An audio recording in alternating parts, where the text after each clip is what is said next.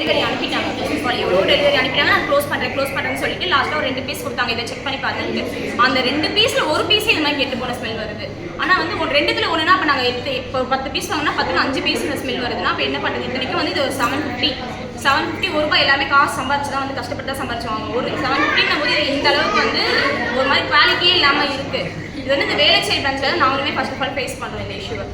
உங்களுக்கு எதுவும் மயக்கமாக ஏதோ இருக்கா? இப்போ லைட்டாக இந்த ப்ராப்ளம் இப்போ வந்துட்டு என்னன்னா வந்துட்டு ஆஃப்டர் சாப்பிட்டு எப்படியும் ஒரு 15 மினிட்ஸ் மேலே ஆகுது. லைட்டாக ஸ்டமக் அப்செட் ஆகிற மாதிரி ஒரு ஃபீல் இருந்துட்டு தான் இருக்குது. ஓகேங்களா, ஒரு லைட் பெயின் இருக்க மாதிரி தான் இருக்குது. எங்களுக்கு என்ன ஆகும்னு தெரியல.